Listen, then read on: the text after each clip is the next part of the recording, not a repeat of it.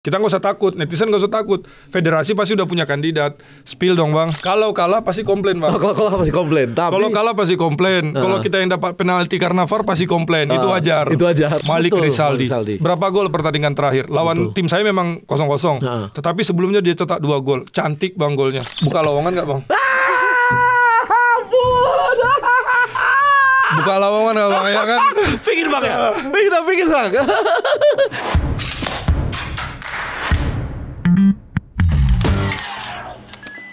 Kalau Bang Bes lihat dari komposisi pemain yang waktu dipegang sama Luis Milla sama Simon ini gimana yang saat ini? Oh, kalau ini jauh bang. Jauh lebih bagus sekarang. Oke. Selain memang ada tambahan dari pemain naturalisasi sekarang lebih banyak, kita juga harus lihat dari liga. Oke. Liga waktu itu kita tahu kalau dibandingkan sekarang tentu sekarang lebih rapi. Kalau zaman dulu saya jarang sekali melihat adanya jadwal satu musim bang. Nah itu dia. Nah kalau sekarang saya sebagai asisten di klub, saya gampang bikin plan 1 tahun. Udah bisa. Saya bisa tahu bulan Desember saya lawan siapa. Bulan Maret pun tahu lawan siapa. Gitu. Mei pun terakhir saya tahu lawan siapa. Sampai akhir udah tahu ya. Ini kehebatan federasi sekarang dan liga sekarang. Jadwalnya semakin jelas. Oke.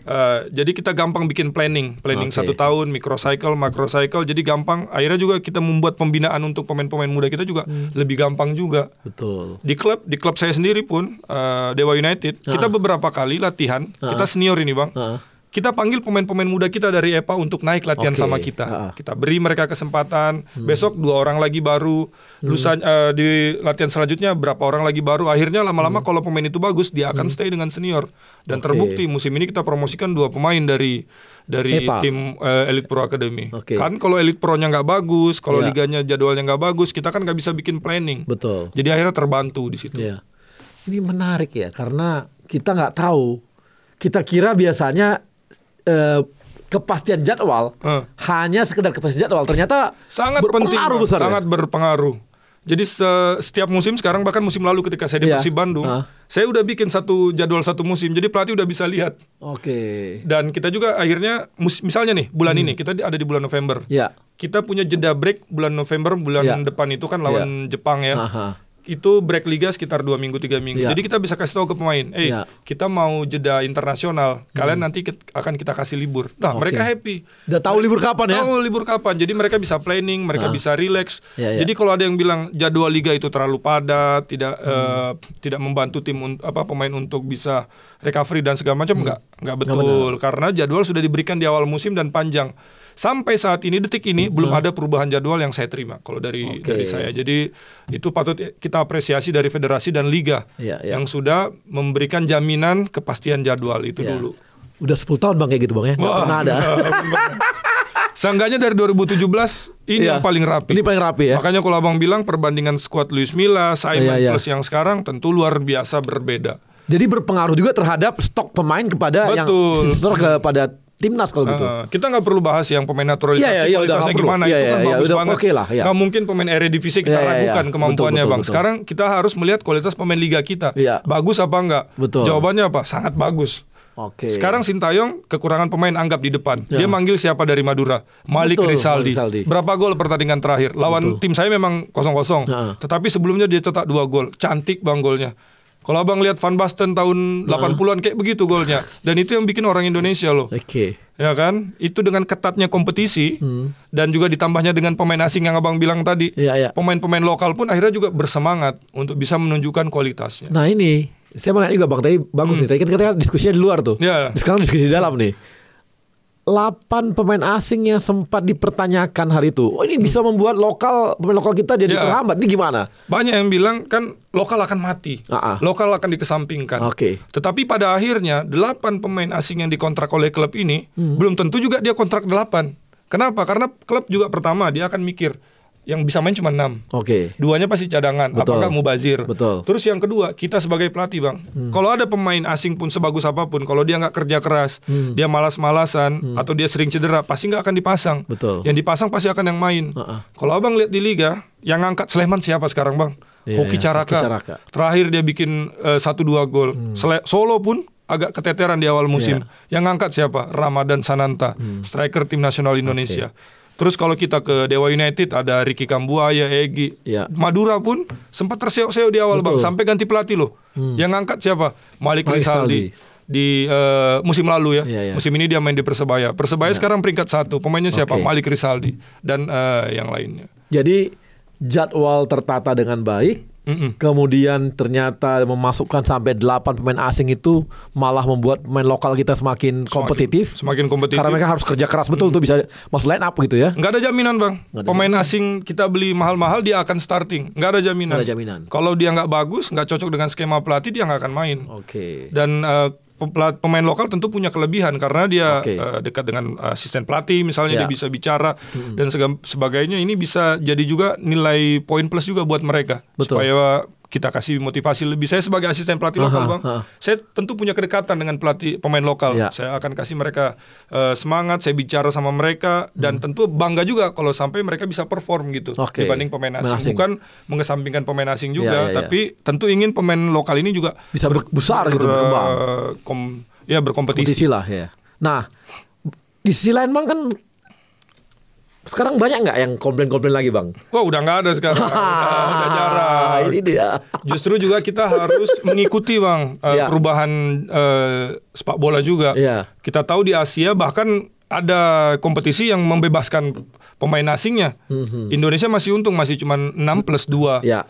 Dan itu juga kita nggak boleh lupa. Kita harus membantu kawan-kawan kita yang berjuang di Champions League, ya kan, di Champions League, ACL 2, terus yang main di AFC juga, Shopee itu juga harus kita bantu karena mereka juga butuh 8. Di sana kan regulasinya 8 bisa main semua. Jadi ya kita nggak bisa mengesampingkan itu. Karena jangan lupa, tentu kalau abang juga ingat kejayaan dulu kita main di Champions League kan, Urawa Reds ke sini, siapa ke sini, John Book Hyundai ke sini. Kita juga pengen itu terjadi lagi ya, gitu. Supaya apa? Koefisien kita, mereka menang kan koefisien kita tinggi. Nah, di samping itu Bang, masih ada nggak yang sekarang komplain-komplain mengenai wasit Bang? Kalau kalah pasti komplain Bang. Kalau kalah pasti komplain. Kalau kalah pasti komplain. Kalau kita yang dapat penalti karena VAR pasti komplain. Itu wajar. Itu wajar. Tetapi tentu kita harus apresiasi lagi. Tahun ini ada VAR, itu luar biasa banget. Mungkin 4 tahun lalu kita nggak akan nyangka ketika VAR pertama kali di Piala Dunia 2018 kalau nggak salah.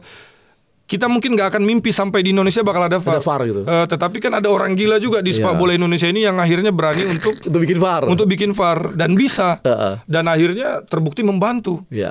Istilahnya kita pun kadang terbantu, lawan pun kadang terbantu. Ujung-ujungnya apa? Fair. Kan butuh apa di sepak bola? Fair play. Kadang kita nih pelatih bilang ke wasit, nggak perlu bantu kami, yang penting fair aja. Kadang-kadang juga itu. Dan VAR ini kan membantu timnas secara nggak langsung Bang, kalau Bang lihat. Dari segi apa? Kalau zaman dulu di sepak bola Indonesia sering pemain itu bermain kasar, tetapi kartunya nggak merah keluar atau kuning, atau wasit takut-takut. Sekarang ada VAR. Ada VAR, akhirnya bisa direview apakah pelanggaran yang berlebihan, berat dan sebagainya. Akhirnya ketika pemain yang bersangkutan mungkin dipanggil di timnas, dia akan mengukur juga tackling-tacklingnya. Kalau di internasional kan pasti lebih berat. Dan akhirnya berkontribusi juga secara nggak langsung kepada pemain timnas. Nah, untuk yang ini Bang, untuk wasit asing, kan ada wasit asing yang sebulan sekali, itu pengaruh juga nggak ya? Pengaruh Bang, karena apa? Kadang sama wasit asing ini, kalau wasit lokal mungkin ada keterikatan daerah mungkin dia ada keterikatan, kenal dengan pemain, kenal dengan pelatih kan senior. Jadi kalau wasit asing, ini dia nggak kenal siapapun, jadi dia hantam aja. Contoh Persija Persib, merah, pokoknya merah. Mau apa gitu? Babak pertama merah, tuan rumah babak kedua dikasih merah. Mau apa? Akhirnya apa? Fair juga ujung-ujungnya. Nggak ada yang protes setelah itu. Jadi kadang-kadang kalau ada perubahan yang besar yang membuat kita nggak nyaman, kita harus lihat dulu positifnya apa. Jangan hanya fokus pada hal negatif. Memang 8 pemain asing yang kita balik lagi Bang, 8 pemain asing ini mungkin memang akan mengurangi kuota. Kan memang 35 kalau nggak salah kuota pemain itu. Kalau diambil 8 asing berarti sisa 20 sekian. Memang akan mengurangi, tetapi di lain sisi ini juga akan mengangkat. Kan banyak pemain juga, pemain Brazil pun orang banyak meremehkan Bang. Pemain Brazil di Indonesia itu beberapa bermain di Serie A. Serie A Brazil. Contoh di Dewa United ada namanya Jaja, di Madura ada Lulinya, itu pemain Corinthians, pemain Flamengo. Itu kan dia kalau dia bercerita tentang bagaimana dia di sana, itu kan ilmu. Ilmu buat mereka, ilmu juga buat pelatih. Di klub saya ada namanya Alexis Mesidoro. Dia pemain Boca Juniors. Satu tim sama Argentina sama Carlos Tevez. Nasibnya aja beda bang. Akhirnya dia kesini. Tetapi dia bercerita bagaimana di Boca, bagaimana ini itu kan experience buat kita juga. Kan Indonesia ini kan kita nggak bisa bilang negara yang sudah sangat maju sepak bolanya. Kita masih butuh inspirasi lah bang. Makanya pemain naturalisasi juga datang kan untuk ngasih. Jadi pemain-pemain yang sekarang asing dari lokal tuh bisa memberikan masukan banyak banget ya. Bahkan ke pelatih ya. Ke pelatih pun. Ngasih input taktik, ngasih input latihan, diskusi. Kan sepak bola kan nggak berhenti di 90 menit. Lebih banyak diskusinya malah. Lebih banyak diskusinya. Itu yang ini ya. Itu yang menurut saya juga penting. Jadi teman-teman biar tahu juga nih. Sekarang di Liga 1 udah jarang banget yang komplain-komplain mengenai wasit dan sebagainya. Yang sekarang terjadi, saya sering banget udah mulai nih. Ya Liga 2 katanya. Ya sabar, kawan-kawan sabar. Kan Hartu kan Pak Erik janji timnas, habis itu janjinya Liga 1 diperbaiki. Nah sekarang orang teriak mulai Liga 2. Waduh ya, tapi artinya ada kemajuan kan gitu ya. Ada progres. Ada progres kita gitu kan. Dan lama-lama nanti kan wasit-wasit Liga 2 ini karena dia ingin naik ke Liga 1, mereka harus perform. Betul. Mereka sempat tercatat kan udah. Sempat tercatat susah ke atas. Susah. Dan saya apresiasi juga lagi federasi. Mereka kan melakukan pelatihan wasit-wasit muda saya lihat. Iya, betul. Bahkan musim lalu saya pernah ketemu wasit yang umurnya masih 20-an, di bawah saya umurnya. Istilahnya ini adalah peremajaan, bukan hanya di timnas yang tadinya kita bilang 23 umurnya rata-rata. Ini sekarang wasit pun semakin muda. Berarti apa? Semakin kita gampang untuk mengedukasi mereka, integritasnya juga. Kan kompetisi akan bagus kalau misalnya perangkat pertandingannya juga bagus. Kita nggak minta yang lebih membantu kita bang. Kita minta yang adil fair aja. Gitu. Fair. Kalau pemain kami kasar, kalau pemain kami bikin pelanggaran, ya wajar dikasih pelanggaran. Kalaupun enggak, ya tolonglah lebih fair gitu. Tapi bang biar ini ya, saya kan di Asprof Sumut bang, diminta sama Pak Erik juga supaya kita bikin proses yang baik sejak di bawah. Sekarang wasit di Sumut bang, setiap ada turnamen apapun ceritanya. Kayak sekarang suratin, ini akan ada tes dulu. Jadi semua wasit yang boleh bertugas itu yang ikut tes. Kalau nggak ikut tes nggak bisa dan diprioritasin yang ikut tes. Jadi sekarang kita dorong juga sampai ke level daerah, semua wasit itu harus ikut tes dulu baru boleh bertugas. Kelas gitu. Harus gitu. Jadi itu kita lakukan supaya fair mulai dari bawah itu udah fair juga sampai ke atasnya gitu. Nah. Bang, jadi ini udah banyak banget kita cerita ya mengenai tadi liga gimana, perubahan jadwal ternyata mengubah semua perilaku manajemen kita juga, gitu. Lebih fair dan sebagainya. Sekarang aja kan minat orang main bola makin banyak bang. Iyalah, saya lihat SSB aja bang. Abang tadi bilang Prof Sumut, pasti di sana pun pembukaan SSB udah makin gila-gila, makin rame. Jakarta nggak berhenti udah kayak jamur orang bikin SSB. Betul. Karena anak-anak pengen main bola, butuh wadah, butuh pelatih, tempat dan ya lama-lama pasti akan rame lagi. Budaya sepak bola Indonesia semakin banyak yang mencintai. Abang ada yang mau tanya ke federasi? Boleh tanya ke federasi. Buka lowongan nggak bang? Buka lowongan nggak bang ya kan? Pikir bang ya. Pikir bang. 4 tahun saya kerja di sana. 4 tahun lalu saya keluar. Kenapa saya keluar gitu? Tahu gitu saya tahan dikit bang. Tahan menderita dulu gitu ya. Tahan menderita dikit. Habis itu ketemu Pak Erik, wah udah malah keluar. Tapi itulah jalan hidup. Jalan hidup ya. Jadi saya mengambil jalan ke Liga, belajar di Liga ya. Siapa tahu dilirik federasi lagi. Mana tahu ya kan, pengalamannya udah beda. Iyalah, ini kan nanti makin berkembang kan kita usia juga makin berkembang bang. Semua kan kita pengen ngembangin semua hal gitu. Dan kita dari yang di Liga ini jadi tenang bang. Timnasnya udah terawat. Sepak bola Indonesia ada di tangan yang tepat. Jadi kita yang di Liga tinggal fokus sama anak-anak kita yang di Liga. Betul. Mengembangkan bagaimana caranya pemain-pemain kita ini juga masuk timnas. Betul. Nggak harus senior. Betul. Dari U17 dulu, 20 dulu. Kalau ada yang satu masuk kan sebagai pelatih bangga kita bang. Nah kita tenang karena federasi udah bagus, udah jalan, liganya juga ada enak. Jadi kita udah nggak perlu mikirin lagi kayak wah. Kayaknya ada pemain titipan. Kayaknya ini anaknya siapa ini. Gak ada lagi. Makanya jadi kita tinggal ngelatih anak-anak ini, kita fokus sama tim kita, mereka masuk timnas, kita bangga. Ini kan akhirnya berjalan seimbang. Dan ini kok bang di U20 kemarin kan EPA banyak pemain kita mayoritas EPA kok mayoritas. Dan hasil itu EPA kok. Dan itu jalan. Kalau ada orang yang bilang sepak bola Indonesia stuck, nggak jalan, buktinya jalan. Liganya jalan, Elite Pro sudah jalan. 2 minggu, 2-3 minggu. ini wadah loh Bang buat anak-anak itu berkompetisi gitu ya. Di luar negeri pun kayak di Spanyol rutin orang adakan kompetisi dan ini pun nggak terputus. Kita harus apresiasi juga. Mungkin belum sempurna, tetapi ya disitulah. Yang penting sudah ada usaha dan akhirnya sudah jadi lebih baik. Lama-lama kan pasti akan jadi. Abang tahu nggak di ini Bang? Saya bikin di Asprof Sumut lagi nih. Karena kan saya di sana. Sekarang kan udah suratin Bang. Iya kan? Suratin saya Bang. Itu udah saya tentukan minimal untuk di kabupaten kota 10 kali pertandingan. 10 kali? Wah. Itu untuk suratin ya. Yang nanti hitungan kami suratin ini dia minimal dapat 15 kali pertandingan. 15 kali. Habis itu ada lagi namanya Liga Asprof Bang. Sehingga anak-anak itu akan main 30 kali pertandingan setahun. Ini yang dibutuhkan Bang sama anak-anak itu. Berkompetisi. Dan secara rutin. Iya. Kalau usia muda kita nganggapnya mereka itu nggak butuh juara, nggak nyari juara. Jumlah pertandingan banyak main. Mereka latihan teknik, mereka aplikasikan di pertandingan, menang kalah urusan belakang. Mereka berpartisipasi aja, abang harus sudah kasih medali. Terima kasih karena sepak bola kan olahraga. Baru di usia 17 baru dia berkompetisi, belajar untuk menang. Makanya Piala Dunia nggak ada kan U15. Adanya U17, 20 karena di usia segitu baru mereka diajarkan untuk menang. Namanya sepak bola Bang. Kalau menurut saya pribadi, kita udah di liga, sepak bola tuh balik lagi bakat. Kalau nggak punya bakat sulit. Jadi ketika umur 11 sampai 15 itu kita udah lihat main aja. Kita lihat nanti umur 16 udah ketahuan nih kalau dia nggak bisa pakai kaki kiri, kaki kanannya pun mati ya. Ini main apa ya kan? Nggak bisa. Jadi udah tersaring di situ dan bagus abang udah bikin anak-anak itu kompetisinya panjang dan jadi, harapannya kan mereka happy Bang. Di level kabupaten mereka udah bisa sampai 10. Kalau dia masuk provinsi itu pasti sampai 15. Pasti menikmati. Jadi kita sih coba untuk mereka ya itu suratin 15 dia habis nanti Asprof jadi setahun 30 kali pertandingan. Kan dapat kita pemain bagus Bang. Pasti dapat. Lama-lama nanti muncul bibit-bibit dari Sumut. Iya. Bayangkan kayak pemain-pemain zaman dulu kan kita pasti pengen juga pemain-pemain Sumut yang muncul bang, lagi. Semua, aduh. Bang Ansari Lubis.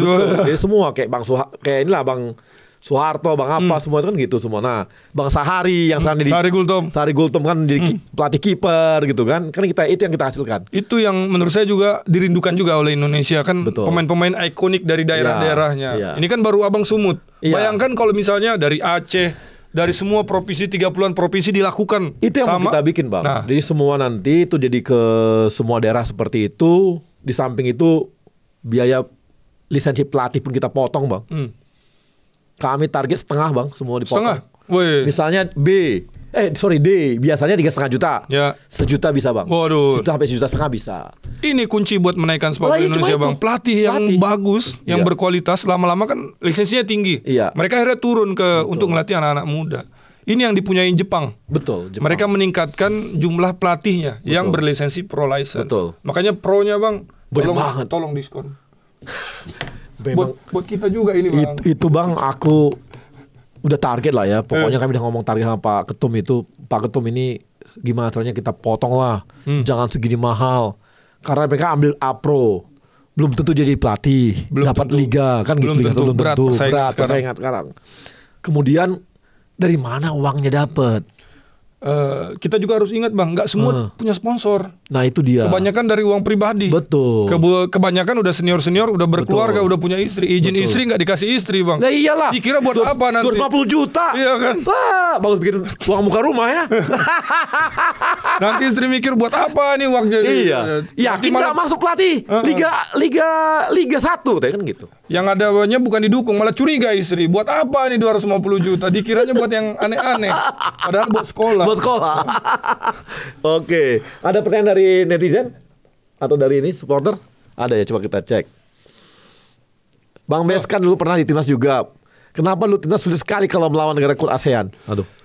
Karena memang pada saat itu, ini jawabannya cepat aja. Karena pada saat itu memang negara-negara ASEAN itu, termasuk Thailand dan Vietnam, itu udah lebih maju daripada kita. Waktu itu saya di tim nasional 2017 sampai 2019 Bang. Di tahun-tahun gitu kita kesulitan lawan negara ASEAN macam Vietnam dan Thailand karena liganya sudah berjalan yang tadi saya bilang dengan bagus, satu musim rapi, jadwal Vietnam jelas. juga jadwal jelas. Terus jangan lupa Bang, kita habis vakum dihukum FIFA. Jadi istilahnya anak tinggal kelas disuruh ngadu lagi pelajaran dengan pemain anak-anak yang pintar-pintar itu ya sulit, Bang. Betul. Sekarang kita dapat guru private lagi dari Korea ya kan. Betul. Terus anak-anak dari Belanda, akhirnya kita sekarang udah lebih bisa bersaing lawan mereka. Begitu. Makanya kenapa dulu sulit. Orang kadang lupa. Kita pernah vakum. Betul. Nggak ada kompetisi gimana belajarnya? Nggak ada kompetisi gimana belajarnya. Jadi kesulitan. Latihan tendangnya bingung di mana? 2016 yang masuk final AFF kan itu dadakan. Betul. Dikumpulin timnasnya. Jadi wajar. Lanjut. Nitip Pak, lu kata Bung Bes di salah satu podcastnya bahwa PSSI harus mengangkat Dirtek. Seberapa penting peran Dirtek dalam persepak bolaan? Ya, Dirtek sangat penting karena dia memberikan arah. Memberikan arah sepak bola kemana. Mulai dari filosofi, pembinaan, coaching. Saya pernah dikasih tahu pelatih saya si Luis Milla, dia bilang 3 hal yang harus Indonesia bangun kalau mau sepak bola Indonesia itu bagus. Pertama adalah infrastruktur. Dia harus bagusin. Bukan stadionnya Bang yang bagus, tetapi lapangannya. Kalau mau kita main bola passing, lapangannya harus bisa anak A ke B, bukan gundukan. Terus yang kedua adalah pelatih. Kita harus ada banyak sekolah sepak bola. Nah ini kan yang biasa mengadakan adalah Dirtek. Kalau dia punya kualitas, dia punya pengalaman, dia pasti akan rutin membuat, terus mengkoordinir.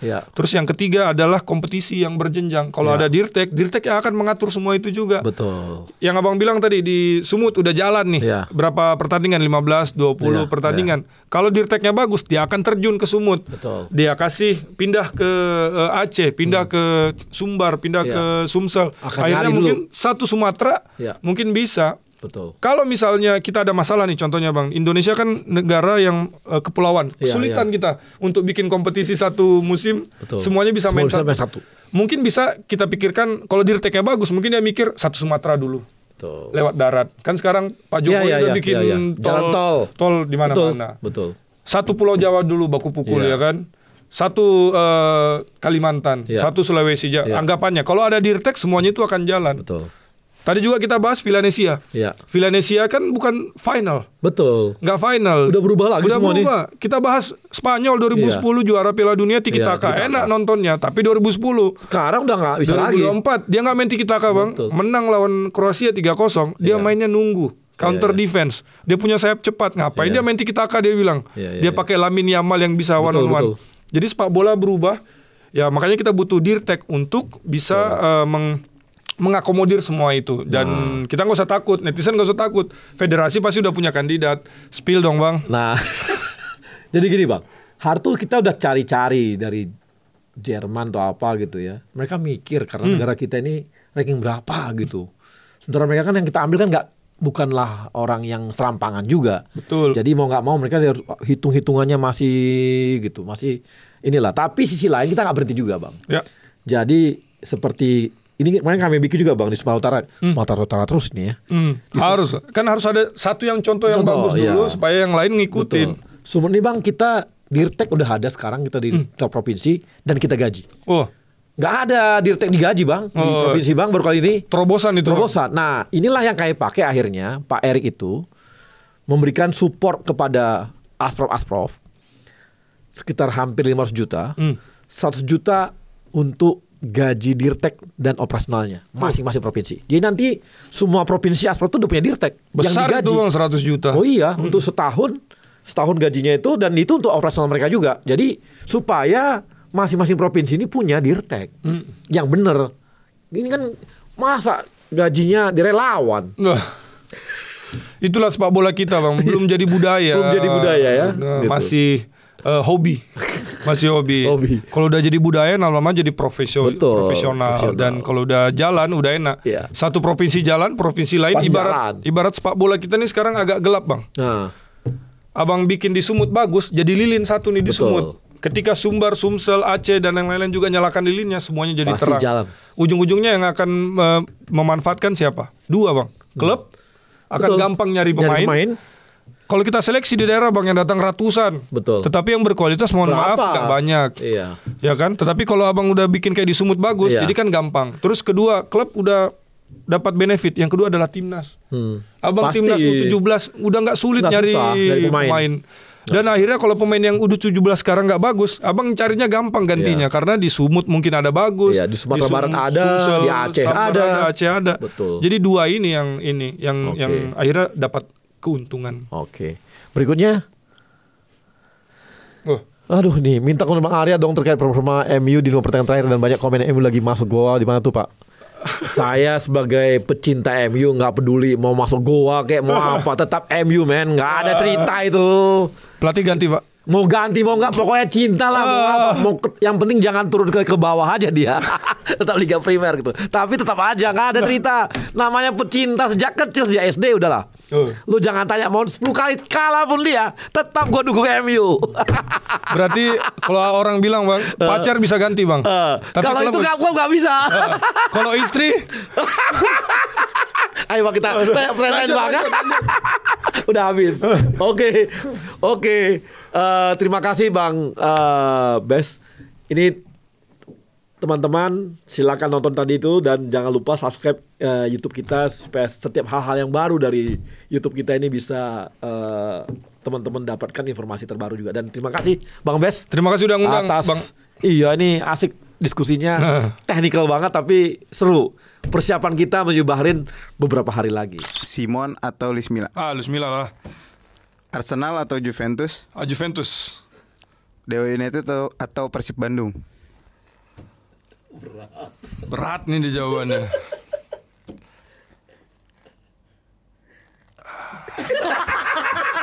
Dewa United Bang. Dewa United. Italia atau Prancis? Italia lah. Timnas atau Liga 1? Susah juga nih Bang. Liga 1 tapi. Liga 1.